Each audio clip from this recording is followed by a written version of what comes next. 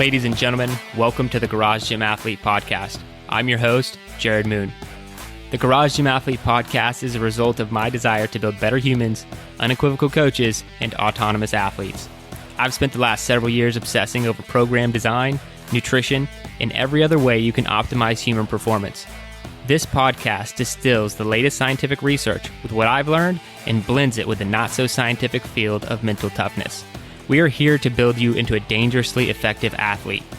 If you enjoy this podcast, you can find out more about our training at garagegymathlete.com. And if you want to pursue more into the field of coaching and programming, head to endof3fitness.com. Thanks for listening.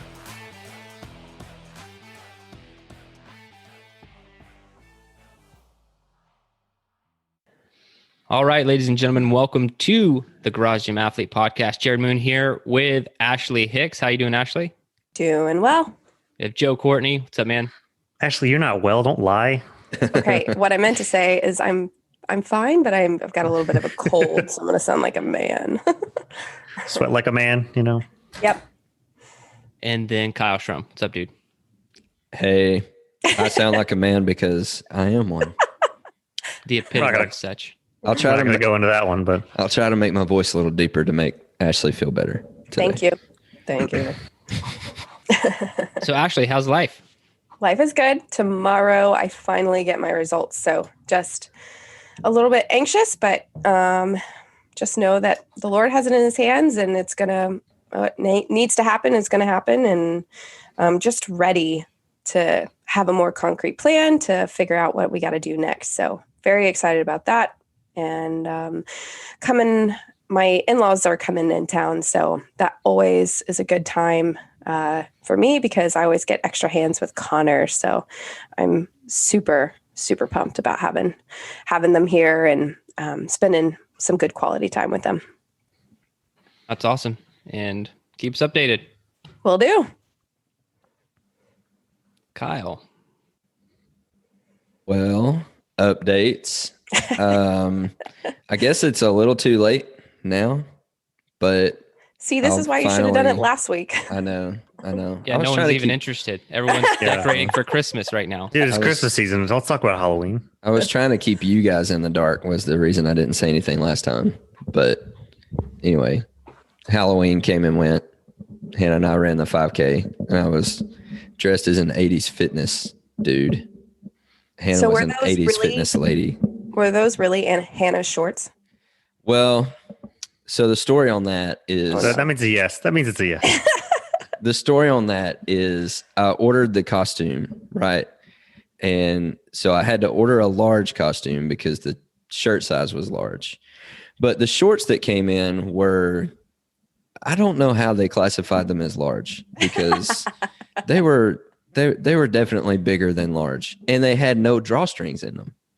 So like I couldn't pull them tight. And so like running with these things was just not going to happen because they would not have stayed up. So I actually went and bought new running shorts to go with the costume that actually fit. And those running shorts are now Hannah's. So I see. I bought shorts that Hannah could have after I was done using them for the costume. So do you not have like clothes you could have just mismatched and put on and rolled up and just been like, yeah, 80s and just get like a headband? I do not own like colors 80s type attire. No, I don't. No. I could outfit all of us and then some. Yes. You probably could, but no, I did not have anything that I could just throw together for an 80s fitness look. If we were doing a black on dark party, I could hook you all up. Dude, like the opposite of the white party. That's just your life, man. It's man. Every day is a black on dark party for you. I'm wearing a red hoodie right now. Does that? It still has black in it though. It is. Yep, it's true. Other big update, turning the big 3-0 this week. Actually, when this drops, I will have already turned 30. Such a baby. Yeah. So saying goodbye to the 20s. 30. Getting kind of 30. Overrated anyway. Yeah. 30 is the new 20. Well, happy birthday. Thank you. I'm not trying to call attention to that. Just calling attention to the fact a bunch of posts now. It's cool. Just calling attention to the fact that, like, I don't know, I'm getting a bit more introspective now. Wisdom. Yeah, I'm just So wisdomous. I'm just thinking about, man, a whole decade of my life just went away. It Anyway, is crazy how fast time flies. It'll all be over soon. yep. Oh gosh, Jared. Oh, sorry. I'm hoping for that actually. All right. Anyway, No okay. matter who wins. Right. Definitely Joe's turn. Yep. I don't even know what to say, where to begin. So many things have happened. Moved to the house, so it's kind of good. Moving into the house is also kind of bad because you have a bunch of crap to do. We very quickly went from, yay, we're getting our stuff, to, holy crap, why do we have so much stuff? It took us like 5 hours just to go through the kitchen because we had to wash every single piece of everything that we had. Yeah. So This has changed every time you told it. Like it was like 3 hours the first time you said it, and then it was 4, no. and now it's 5. I think I was telling you while it was in progress because the dishwasher was still going because we had to do like 3 loads of dishes and then to wash a whole bunch of things by hand and had stuff drying all over the place. And then we'd go somewhere else, do something, and then come back. And yeah, Gotcha. It was a lot. So organizing, still doing that, getting my office together, having internet woes, especially now. And yeah. And kettlebell woes. Let's not forget about that one. Oh, okay. Let's just call me out some more. That's cool. Mm-hmm. I'm not allowed to be in charge of packing, moving anymore because I either packed too much of some things or no kettlebells or not enough of another. I also forgot to pack towels, by the way. What? Because those aren't essential to me. I got the kitchen Bring stuff. some from the hotel. Rip dry. Hello. Yeah, it's a desert here. You can just stand outside for like 5-10 minutes and you're probably dry. Okay, for all your neighbors to see. I mean, there's Hey, let them know, man. Yeah, I mean the walls are like mid-chest high, so it's fine. Yeah, there's just stuff. Life is hectic. It's cool though. Moving sucks. Yeah. Yeah, it'll be Nothing nice fun about it.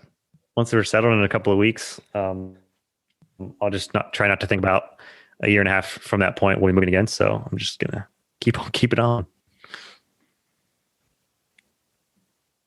Keep on keeping on. Guess it's my turn. Yep. We all got quiet. So Oh, since Ashley's on the podcast, Steelers are 7-0. Whoop whoop. Okay. Yeah, I watched the end of their game. They played somebody and they won. They played somebody. Oh, good analysis there, Steve. Good chat. What's funny about that? Was that the game that went to overtime, or was that was a Saints No. game? I was watching the Saints game at my parents' house on Sunday, and I think it was going into overtime, and the announcer literally goes, do you guys know who they were playing? It was Saints and someone else. You're I'm not real good on anyway. They were like, yeah, so the Saints could win. It could be a draw, they could tie, or the other team could win. And I was like, thank you for all the options. There's only 3 options and you just listed them all out for us. I just really, when games go into overtime, that the announcers are like, okay, we're out of stuff to say. Like, what are we going to do? And it's pretty funny to listen to it at that point. / I mute the announcers most of the game. I cannot stand I don't know. Gets on my nerves. I like Tony Romo because he's not really announcing. He's basically telling you how to play football at a high level. And I think that he's pretty entertaining for that reason, because he wants to get into like why the QB just like effed up. And the announcer's like, well, let's just talk about that was a 5-yard gain. And I don't know. It's kind of funny, but I guess I should get in my updates. Here we go. BCT is good. It's challenging. My body is definitely feeling it. I think that's my only update is when I'm on hard to kill track, I just feel good. Like I don't really have any pains or anything. And that's not true when you're just running and squatting every other day. I have to put in a lot more recovery work from a mobility standpoint. And I'm just trying to stay ahead of things right now, because I'll go into, and it's not necessarily like lower back pain in a negative way, but just lower back stiffness or soreness that I'll have to work out. My hips are, if I'm not super I'm having to put in like 20 minutes of work on my hip flexors right now just to keep them out of pain. from all this running and squatting. So anyway, it is a lot of work. I don't really enjoy it. And I mean that from a pure enjoyment standpoint. Like when I'm on Hard to Kill, I'm having fun. I love the training and my body feels great. This very tactical, surgical level, we're going for one goal training is painful. And I don't know if Kyle, you feel anywhere close to the same, but it's I'm definitely feeling it. I'm feeling parts of that. DOMS is just my life now. I've just accepted it. I'm going to be sore all the time. But yeah, I'm having to increase warm-ups and stuff like that too. Turning into David Goggins now. Yeah. Having to do a lot of stretching and stuff just to 3 hours a day. just to be alive. Yeah, that's kind of how I feel. Have you gotten an elevated toilet so you don't have to squat down as far to go to the bathroom? That never dawned on me, but that may be. Kyle's going out right after this podcast to get it's like it's like the opposite of the squatty potty. Like that's like one of the worst parts of leg day. You're like the lowering down. It really doesn't lower down. You just flop down. It's like, all right, got to get up at some point. Yeah, I'm not running into that issue, but no. At least your house is one story, Jared. Yeah, it's nice. There's no stairs. Oh man, maybe I should. I live around quite a bit of elevation, which is awesome, but it does make the runs a little bit more challenging. I think that's why my hips are feeling it a little bit more. My hip flexor, should I say? Okay, other updates from me. I'm back to my morning routine. I kind of X'd that out for a while, but I'm bringing it back because I felt the complacency creeping in, and the whole killing comfort mentality. I don't know. I'm torn on it. If I don't go to bed early or on time, should I say, I probably will skip my morning routine. But I've been very consistent about going to bed on time, so I just think I need to start waking up early again and getting something done. So back to that. And then the last big update, we just had a soil sample complete, which is where they bring this giant drill and they dig, I don't even know, like 6-8 feet down into the soil, and they pull it out, and then they test it for different compounds and minerals and all this other stuff, and then they reverse engineer that to come up with a concrete mixture that won't break down over time. And foundations in Texas are a big deal because them breaking apart is a big deal. And what we're building is officially EO3HQ. And it's on my property. 1.0. Yeah. But this will be the first structure that's ever been built and dedicated to this business. And we'll have plenty of space. So that is in the works right now. I'm really excited about it. I don't know how long it's going to take. Probably, I'm hoping less than a year. Ideally it'd be like 6 months, but it could take a year. We'll see how long. Anybody who's done construction stuff probably knows it just costs more than you think. It takes longer than you think. And even when you're trying to do everything as well as you can. So I'll update you guys more on that as we go along. But this official kind of breaking the ground is what kicked it all off. So I'm excited. So are we all moving to Texas now? That'd be my preference, but you guys all have strong opinions about that. So well, see, that's the plan. So I was going to say, are you ready? Are you going to give me my own like office in the back so I can drive to work every day? You could have your own office. Yes. Cubicles. Oh man. I could have an office, and then one other person could have an office, and then after that, yeah, you'd have to go cubicles. I call the office. There we go. It looks like Kyle and I are Dwight and whoever else. Well, there's plenty of outdoor space too. Assistant to the regional manager. Yeah. Are we going to have standing desks or like desks that have bikes underneath or, cool things like that? True form standing desk. Oh man. Uh-oh. Yeah. It's going to get real. This is starting to sound too good. We need to move on. Yeah. Study. Let's do the study. So the study we are covering is the impact of varying dosages of fish oil on recovery and soreness following eccentric exercise. So they had 41 healthy, recreationally active participants in the study. I'm trying to skip through. There's a lot about the people. 9 people dropped out due to noncompliance. So a total of 32 subjects completed the study. All right. The study was looking really just to see if these really high dose fish oil supplementation at 2 grams, 4 grams, or 6 grams per day had a favorable influence on recovery from vigorous strength training in comparison to the placebo treatment. And I don't know if getting into exactly how they did it with the Smith machine squat and all this other crap is that important, but they did measure. They had them take it for 6 weeks, which is a decent amount of time. And then they measured a lot of other things. They did blood work. They did perceived muscle soreness and 40-yard sprint. They tested a lot of things. They looked at a lot of things to try and determine if this was, if there was any favorable effect whatsoever. And the big takeaway or the big result was the 6 gram a day group seemed to have the most significant advantage for recovery, vertical jump, soreness, blood biomarkers, muscle damage, and all that stuff. So high dose fish oil, just to cut to the chase, seems to be beneficial to, for recovery when you're lifting weights. But I think that there's a lot more to unpack to that. And I'd love to hear what you guys thought about the fish oil study. I'll just say that as I was reading this, I went on Amazon and started looking at fish oil because it's like, I should probably get some of this stuff. It was really interesting because of the correlation that how they showed it. Now, whether it's the effect that they showed to where the more fish oil you take, the more better it is for recovery and everything like that.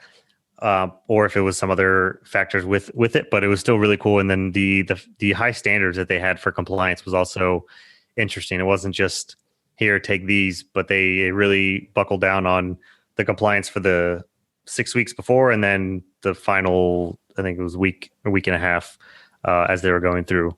The only thing I thought of for if it was almost a they knew what they were getting. I don't know if they would even ask them this, but for those of you who have taken fish oil, you've probably all had the fish burps after. Ugh, they're awful. So it's like if they tell you that this study's on fish oil and somebody burps and they know that they're going to have like, oh, that's fishy. They probably know they had fish oil, but I don't know if that was the thing. That's just one thing that I thought of. This is highly scientific talk that was right here. fish burps. Yes. I love that. That's true. How the placebo people may have been like, well, yeah, I don't know what I'm taking. Maybe but it could have been flavoring or something for the placebo. Yeah, Fish well, the oil placebo group burp had safflower oil, I think, pills, Yes, something like that. that is correct. Yeah. So I don't know what safflower oil tastes like. Clearly, again, we all talked about that it actually helped in all aspects of blood markers and recovery. But my thing here, so I'm kind of going from my own experience of I've been working with a functional medicine doctor. And so instead of supplementation, because I try to do things, if I can get stuff via food, I try not to take the supplementation. And one of the things my doctor recommended is she said, if you eat fish 3 times a week, so, whether that be, a lunch, a couple dinners, whatever it is, she said, you do not have to supplement with fish oil. That's what she said. So I would just encourage, if you read the study and you're like, clearly this obviously had positive takeaways and can be as easy as what Joe said. You can go on Amazon, get you some fish oil, make sure you get some that is good quality. But you could also just add fish to your diet to get those omega-3s that you need that a lot of actually American diets do not have anymore. So I see that as well, and probably do need to add some more fish. We used to eat some salmon like once a week, but that obviously wasn't enough to not need supplementation. Also, probably need to jump on the fish oil train with PCT going on if I want to keep going with this, because that 6 grams seems to be the magic dose from this study, which that sounds like a lot, but also to speak to Ashley's point, kind of the reason that I don't eat a lot of fish is not really because I don't like fish, but it's because living where I live, it's hard for me to like trust fish. Does that make sense? I don't live close to a body of water that I could like really trust the fish coming from there. I don't live close to where salmon come from or tuna or, mahi or anything like that. I don't live anywhere close. Like anytime I go to the beach, I eat a lot of fish, but where I live, I have a hard time trusting it. So I think fish oil supplementation is probably the route that I'll take as opposed to just eating a lot of fish, unless you guys have some recommendations on where to get good, trusty fish. So what I would suggest is when you go to the store, there is wild caught fish that is frozen. And you can buy that, and that is not a farm raised fish. So they're not going to, it is caught fresh from a lake, an ocean. That's what wild caught means. And Walmart has that. I know Sam's Club has that. I'm sure Costco has that. I wish I had a Costco. Of course, if you have something like a Whole Foods or a Trader Joe's or anything like that, you're going to Sprouts. Exactly. If you have anything like that, they would probably even have some sort of fresh fish that was wild caught and not frozen. But that's what I do. I mean, we live close to an ocean, obviously, but if I want to have some on hand, I'll buy some wild caught that is frozen and then just thaw it out when I want to cook it. Perfect. That's the route that I'll go then. Hopefully I'm not the only one that has that issue. Hopefully there's some listeners that would benefit from that as well. But they did talk about, so the thing about fish oil is that it's for recovery, right? It's not like in the review that we read as well, talked about it's not like actually gonna improve your performance by itself. But to me, recovery does improve performance. If you're recovering properly, if you're reducing muscle soreness, that's going to help you perform better. It's going to improve your rate of perceived effort. If you're not feeling as sore, then you're going to put more effort into your workout and you're going to get better results from it. And so to me, even if it's not directly affecting like muscle growth or anything like that, it's affecting your recovery and your soreness, which is going to improve your performance, which to me makes it really, really important. Because I think recovery from training is just as important as the training itself. So I like this study, and it's convinced me to start working some more of this stuff in, especially like I said with BCT, because I'm sore all the time now. Would you say it would add to your non-staples of foods? We'll get there here in just a second. Yeah, I have a lot more to say about fish oil, so just wait a second. Yeah, we're not. Yeah, I know. Jared hasn't even talked yet. So do I. So a couple of things. I really, when we started down the study, I really just wanted to use this study as an excuse or when I first thought we were going to cover it as an excuse to talk about fish oil, because I do think that fish oil is very important.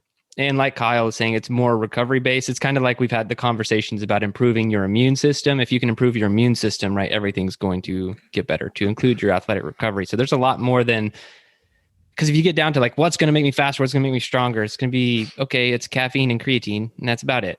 Okay, that's the only thing we can measure that's going to truly just like show that you get better, in a short amount of time.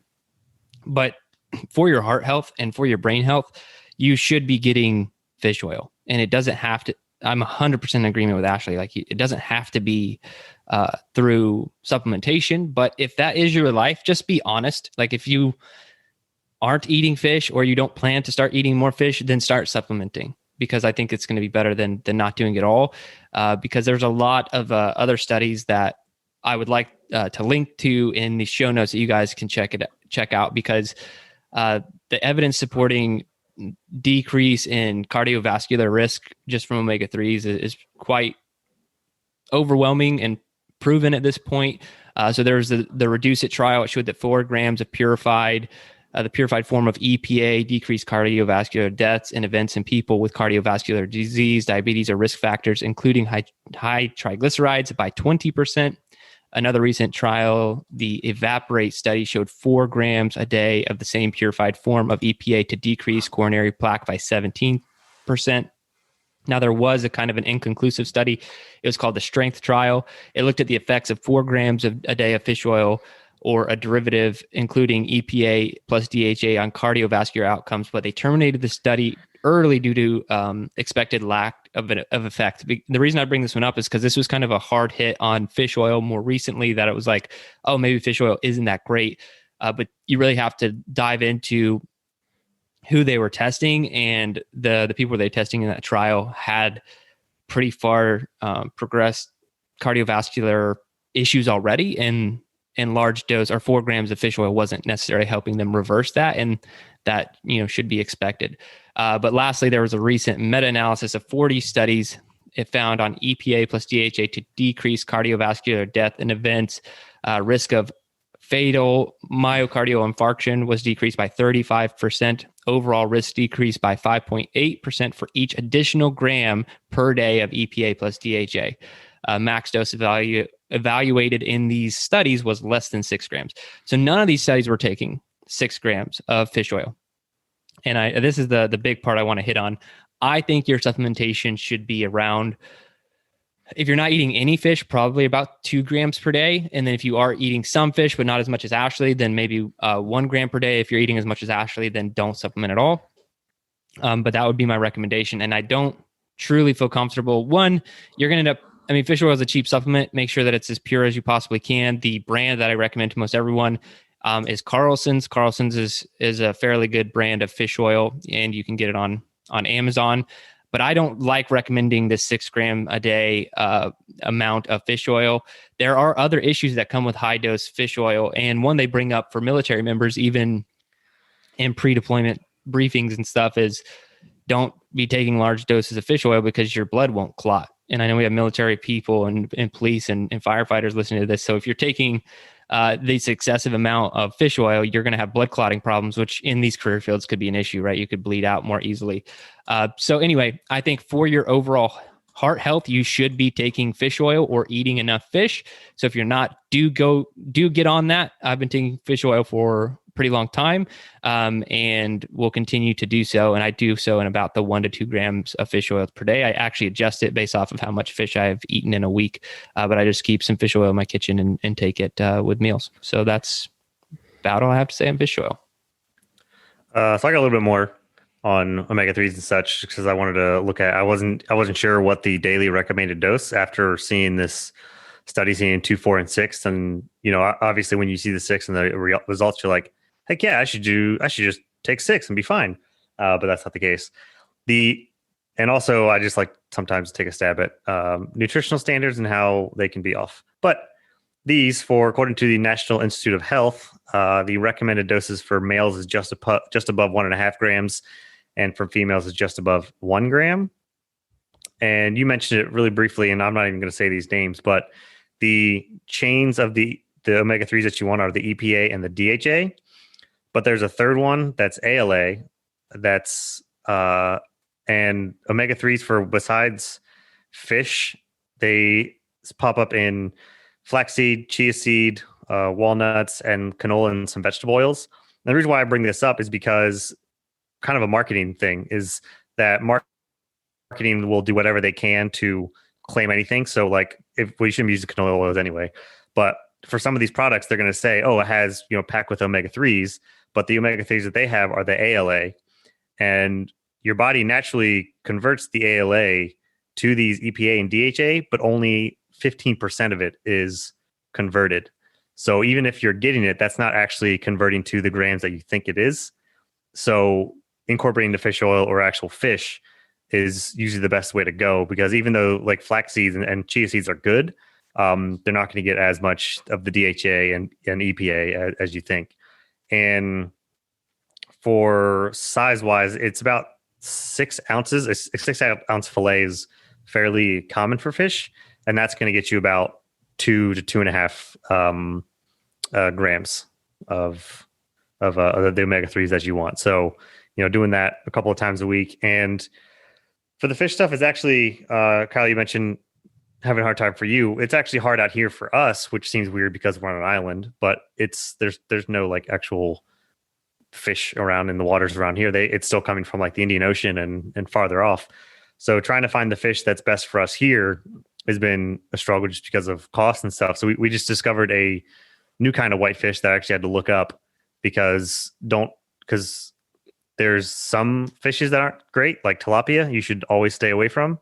I don't know if you guys have also done that or heard that. Yes. No, I haven't heard much on tilapia. I know just with fish in general, you want to make sure you're looking at the mercury content primarily, like swordfish and other stuff. It can get dangerous and if you're eating it too frequently. Yeah. So I think I heard or read some places that the bulk of all tilapia that goes into grocery stores is all farm.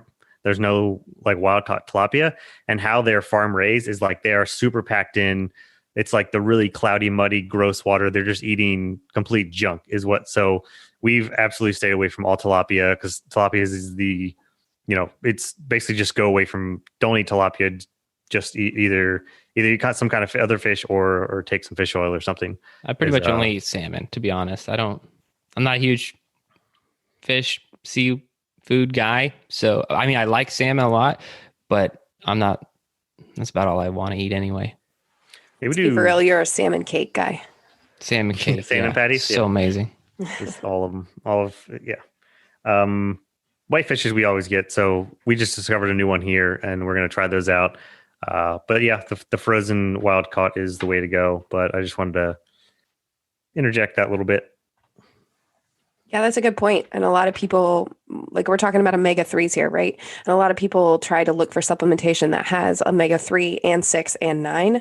But what a lot of people don't know is your body will take other oils and fats, and you will get your 6s and your 9s, hopefully, from the foods that you are eating. So if you're looking, for fish oil, make sure if you're getting any supplementation, that it's omega-3 that we're talking about here. Mm-hmm. Awesome. I think that's it. Take your fish oil, even if it's just for health and not recovery. And my last point on this is, they were taking these mega doses. And one thing I've found, it's kind of the same with creatine, fish oil, a lot of these supplements you have to take for a good amount of time. This isn't something you notice in a few weeks. And I feel like they did 6 weeks supplementation, but I think it can go even further than that.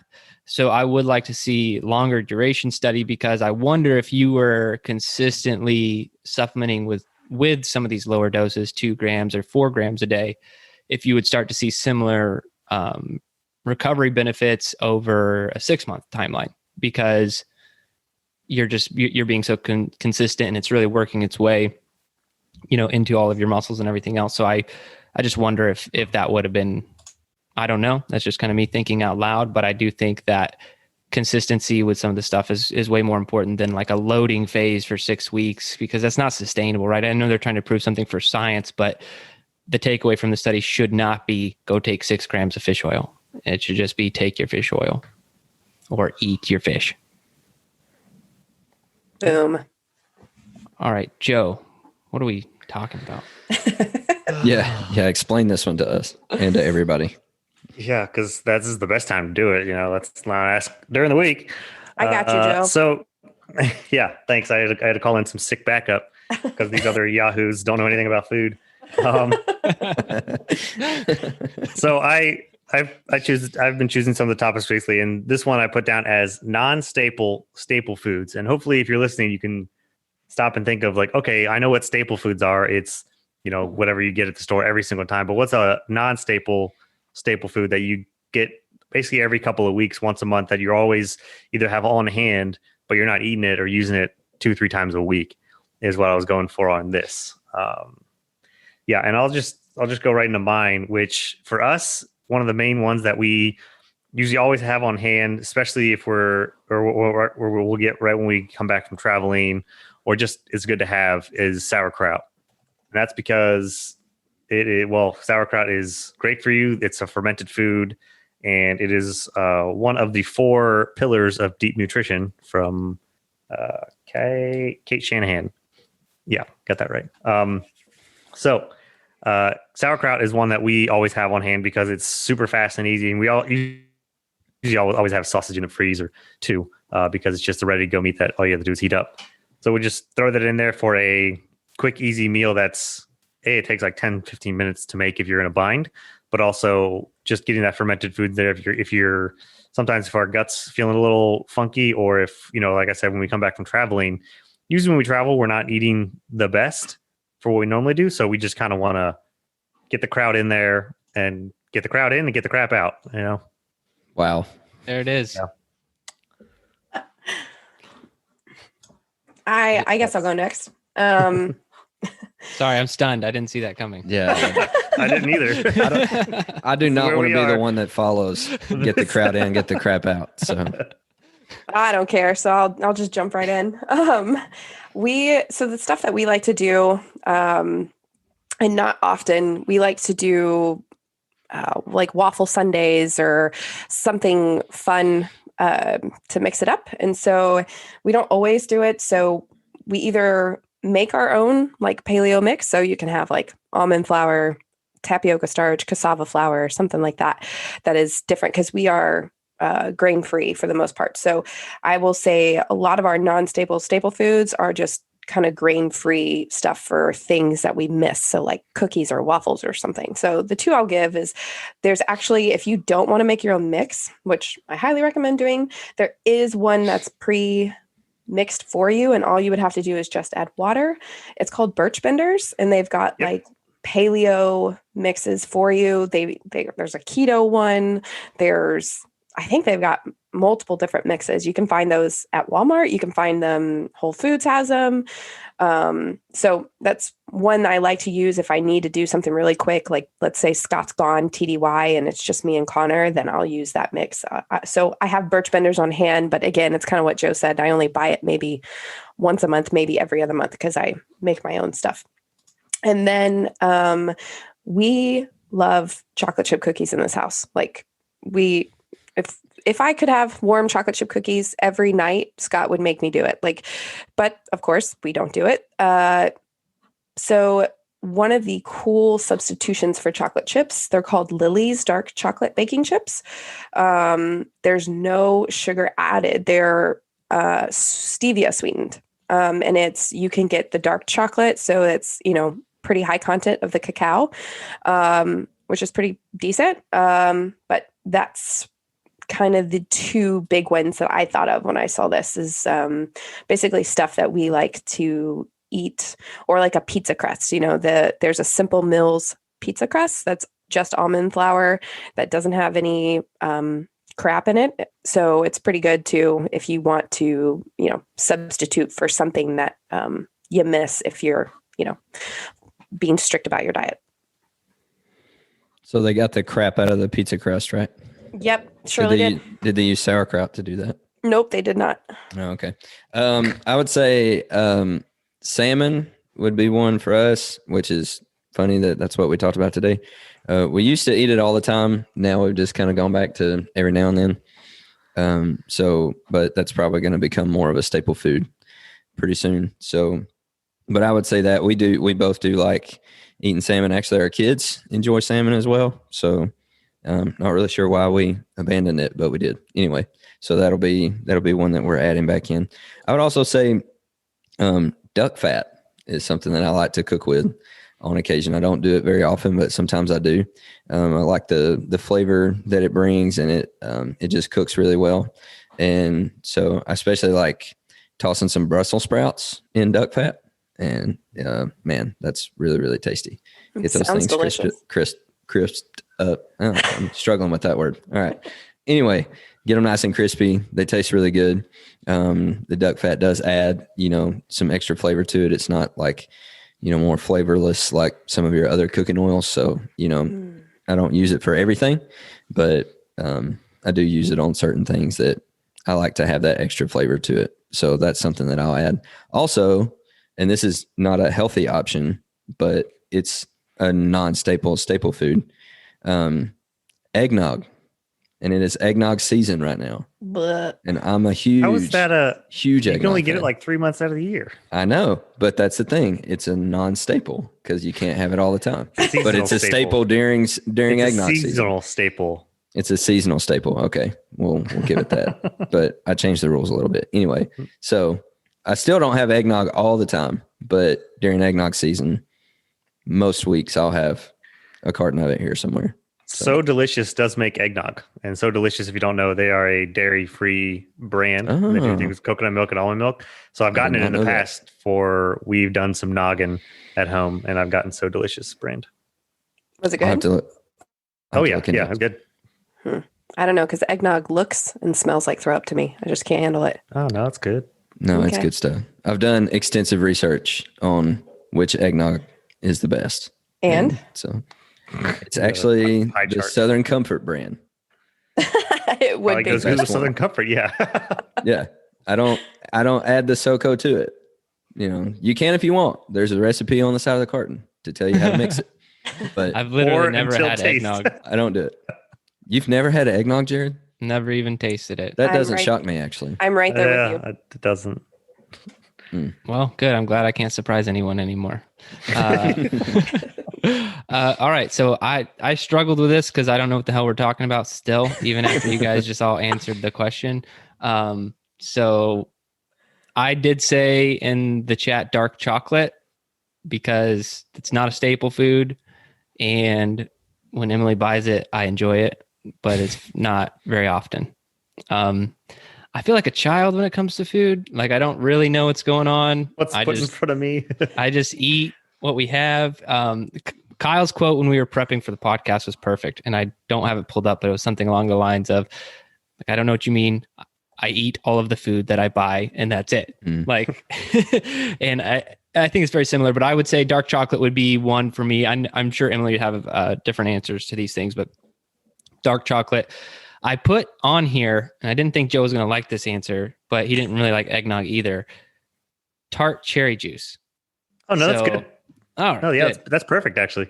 Good. Awesome. Then I nailed it. So tart cherry juice is something that I have been using off and on since we did that study on tart cherry juice and the recovery benefits from the whatever. And then there's also the chokeberry from Minnesota. You guys remember? Yeah. Yes, When- we Yeah, remember. Obviously. Anyway, Yeah, That's what Minnesota's known for. It's on their state flag. so I've been using that, and that's actually become more of a staple recently on BCT. I actually have had just a constant supply of tart cherry juice, and I use the from concentrate, so I only have to take like one shot of it. I use an actual shot glass and have like the small amount because there was some confusion and people don't know how much to take. If you're getting just the juice, the actual juice, then you have to drink a fair amount, like 8 to 16 ounces or whatever. But if you get the concentrate, you can just literally take like a shot of it and that's all you need. So I get the concentrate and it's more of a staple right now just because I've been taking it consistently while on BCT. So So, And for Jared, yeah, actually, you go because mine's going to go on a detour. oh, well, I was just saying for those about the chocolate for Emily, I know she really likes evolved dark chocolate just because it also doesn't have that added sugar to it. And bonus, Jared, do you eat the ones that she buys with the nut butters in them? I don't know. I'm sure I do. How do you not know? Like Well- the best part.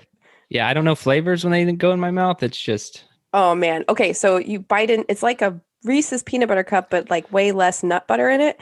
And it's either almond butter or hazelnut butter, and it's really creamy and delicious. And it doesn't have that added sugar, but it just gives you that hit if you need it. so I'm pretty sure she's hiding that if we have it. Because I was like, I Because know she. That I know doesn't she ring a buys bell it. at all. She is the I don't one know who got what me you're hooked talking on it. They're going to I've have been- a long discussion after this. Well, Uh-oh, sorry, Emily. This already kind of came up recently. We were at my parents' house and we ate, and then my dad always has like a supply of really dark chocolate in his fridge. And I was like, all right, I'm going to get a piece of dark chocolate. And then I was like, oh yeah, we like don't do dark chocolate anymore. So I don't realize these things until they come up.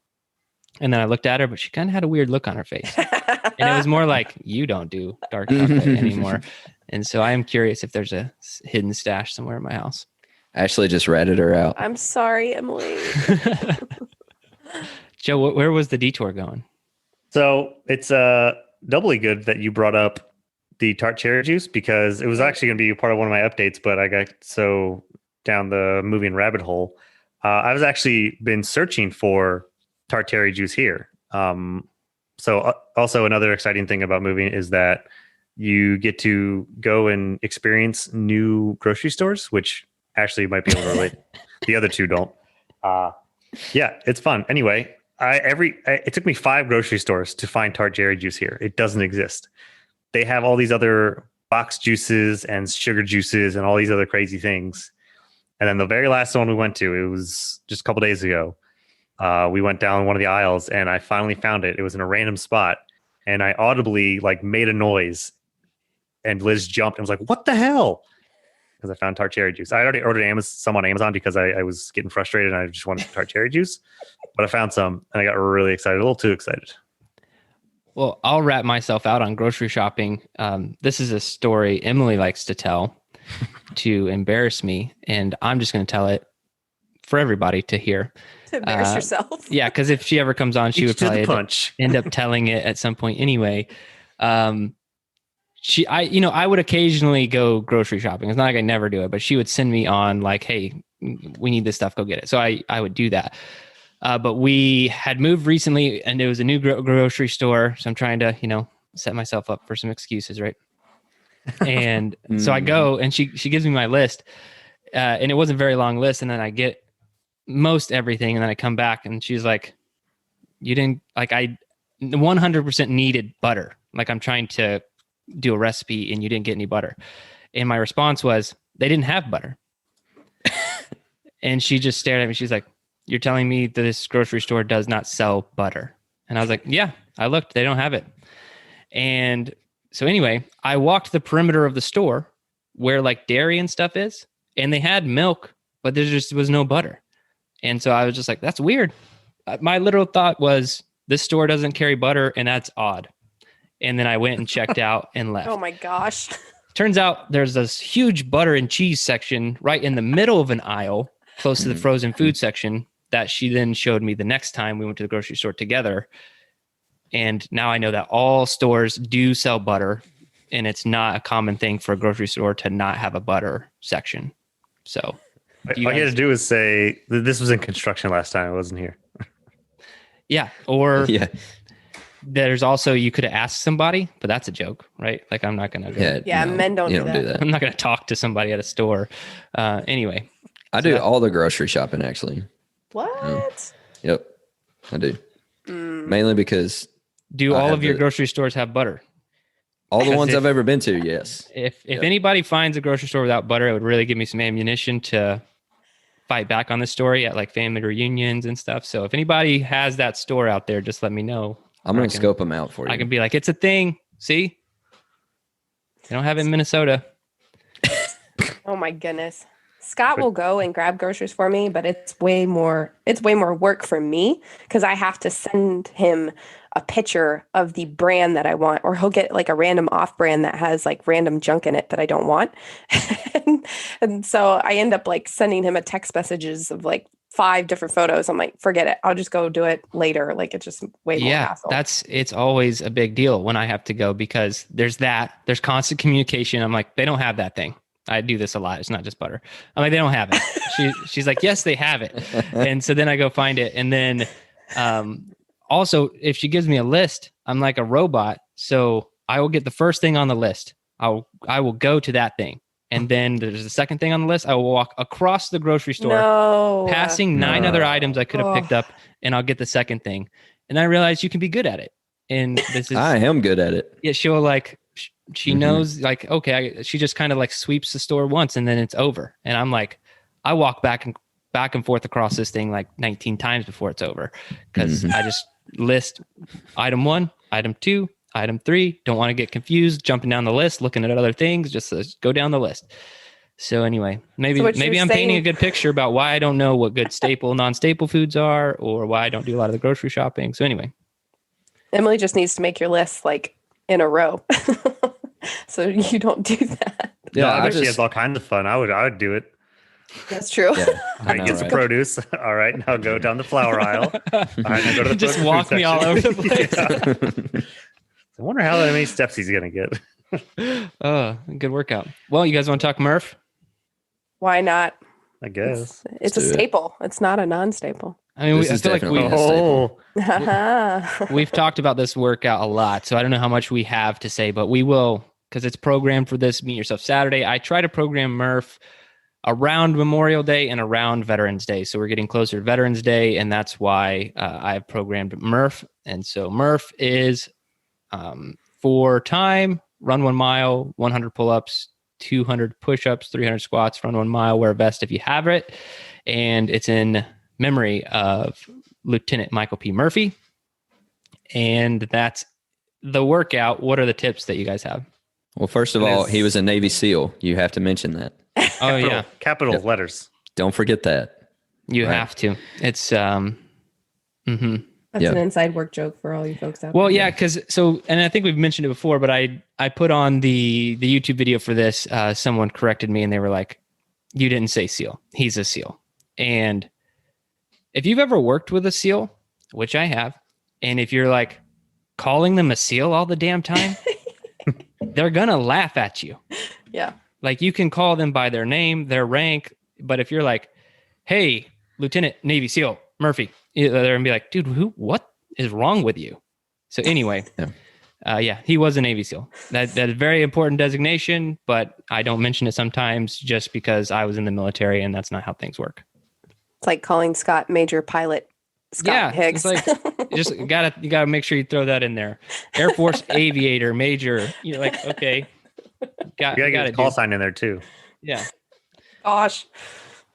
My tips for this are going to be a little different. So, just a little hygiene. Well, not hygiene, but Take a shower after. Hold on.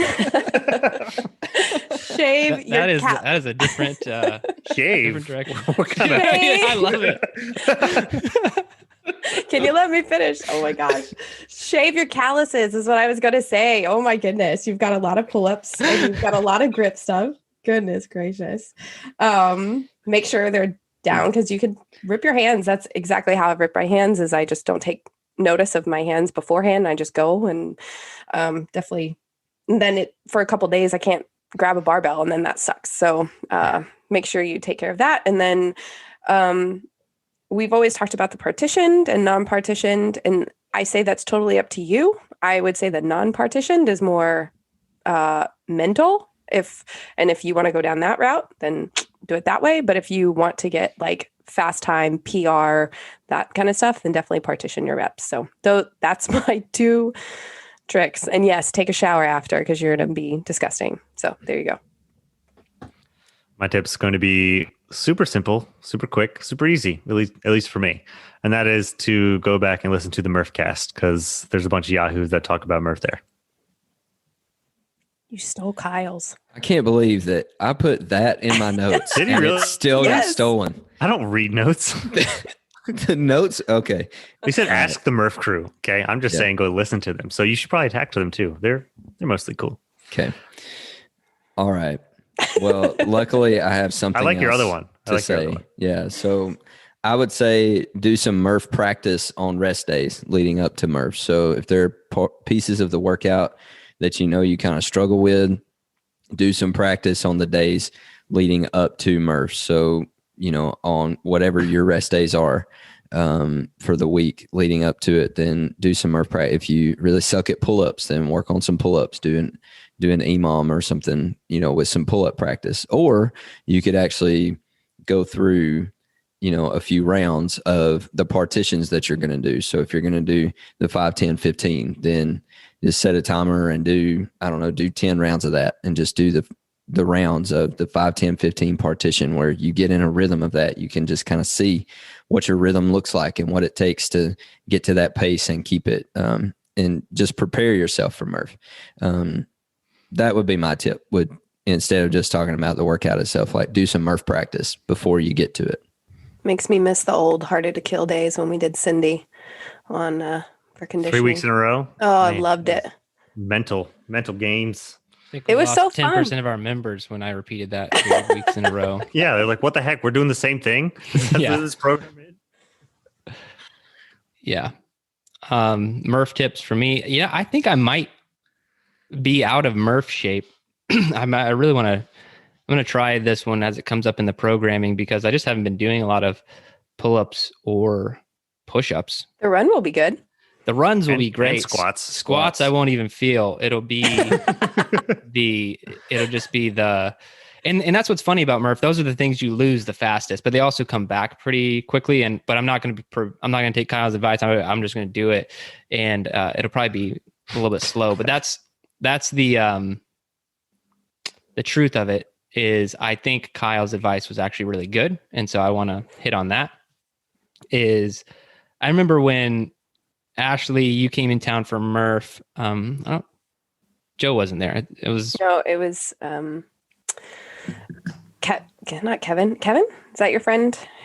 Ben. Yeah. Close. So close. Yeah. Samsonite. But I remember I had finished my year of MURPH, I think, and then you came around Memorial Day, so I really hadn't touched MURPH since then. I'm pretty sure that was the flow of all this. And I decided to do kind of like what Kyle was saying. I was like, I'm just going to do some pull-ups, make sure I'm still good. Like I was going to do a couple sets of 20. And I remember for some reason, I was like lowering myself like kind of slowly. I was kipping on the way up, but then I would like basically do a negative on the way down. And then I couldn't like open my arms. And this is like 3 days leading up to Ashley arriving and us doing MURPH. Anyway, don't go too crazy with the prep is the moral of the story there. And then other than that, my tips for this one is normally go fast and quit being a baby. That's it. Just don't stop. Don't chalk your hands. Just don't stop. That's my only thing. Like, see if you can go through the whole workout without stopping. If that means a slower or moderate pace, that's fine. But see if you can just not stop. And then the last mile really is, what are you made of? Not I'm so tired. It's been a lot of repetitions and it's been hard. No, run hard on the last mile and get to that little point in your brain where you start having some negative self-talk. That's what you're supposed to do on Meet Yourself Saturday workouts anyway. So that's my tip. Run fast. Who saw that coming? Not me. What are you talking about? Not Jared Moon. I mean, you can partition, unpartition. None of that really matters. And that's a big reason I've been getting questions about, are you going to do the MURPH record? Because I mentioned that I would like to do that. And I'm going to kind of assess that next year when we're concluding BCT, or at least we get to a year, because I should be in the best running shape of my entire life at that point. And that was the only thing that I felt that could hold me back from getting a faster MURPH time was running. So if I get pull-ups and push-ups dialed in and my run's already on point, then my plan is I'm gonna go for it. And if I don't hit the 500 5 mile and I'm just like, you know what, you're in really good running shape, let's turn all the efforts to trying to get the fastest MURPH on record. So I'm still thinking about it, but the reason I'm not as motivated for it is because of it's so ambiguous, and it's started to frustrate me the more stuff it came out, because everyone has such an opinion about how you should do the workout, when to me it feels pretty straightforward. Like I'd basically been training for a partitioned version of this workout. And I honestly, I mean, maybe right now, cause I haven't been doing it, but at my peak, I don't think anyone could have beaten my partition time period, unless you specifically train for it like I did. And now everyone's like, well, no, it's gotta be unpartitioned. I'm like, what? And now we're comparing apples to oranges, and it's not even the same workout anymore. And that's the frustration point. Even though my unpartitioned times are pretty fast as well, it became really ambiguous about what's the record, what's the standard, and all that stuff. And then apparently this Hunter guy has the record just because he says he does, which I think is even more impressive. And people agree. They're like, oh yeah, he said he was going to do it. He said he did it. And so he got it. And I'm like, completely unofficial. Like he did film it, that's awesome. Great. And the only other recorded time we have, I guess, is the CrossFit Games. But if that's how records are made, it's just like, oh no, I said I have the fastest, so I do. Like, okay, great. And so that's why I moved all my time and attention to this 500 5 mile, because it's not many people can do it, and it's completely unambiguous. You either do it or you don't. Tangent. Love it. Fantastic. You can't mention the MURPH workout without getting me like heated in some way. It's either someone's comment somewhere or like whatever. Or people going slow. Yeah, it's going to happen. Which, let's be real, your slow time is going to be like 35 minutes. So maybe. Yeah, 30. I mean, we'll see. I do think I'm going to throw this one in. It means I'll have to train 7 days one week, or this coming week, which Should be fine. That'll be fine. It'll be I'll try fun. and convince Liz to do it. We'll see. The gym situation here can be kind of funny. My favorite's Marco. He's got to like run out to the back, and he like has to open all doors to then go run around. Like, it's good. It's gonna be good. I'd like to bring a pull-up bar to the track if I do this one. Most tracks have those. Oh, I guess Yeah. high school tracks don't. Yeah, high school tracks don't. Yeah. Mine did. Go to the how far is JRB Fort Worth from you, Jared? I don't know, 45 minutes. No, that is kind of well. That's around the corner in Texas. Yeah, you're not wrong. That's basically the grocery store. Yeah. Yeah. Well, I was gonna say, I bet if you go there, there's probably a track and there's probably a pull-up bar there, so you wouldn't have to bring one with you. Yeah, MURPH is super sketchy around here, and there's actually enough elevation to where it is going to affect my time. So I don't really want to do it here, but I could do it on the true form, which that's in all honesty probably would. But it's a little bit more unofficial at that point to me as well. So anyway, true forms are for training. That's it. Boom, he said it. All right. So that's it, guys. If you enjoy the podcast, that's awesome. That means you like the Your community. topics. You like the community. And if you want to be a part of the community, you need to join Garage Gym Athlete. You can do that by going to garagegymathlete.com, sign up for a free trial. You will not only get started on the training, you will get indoctrinated into the community. And it can be a rough entry for some, but you'll ultimately love it. So if you are on the fence or haven't joined, now is a great time. Let us help you push through the holidays where everyone else is slacking off and we're only getting more serious. And for those who are a part of the community, thank you so much for being a part. Thanks for listening to the podcast and being consistent in your training. That's it, guys. That's all for this one.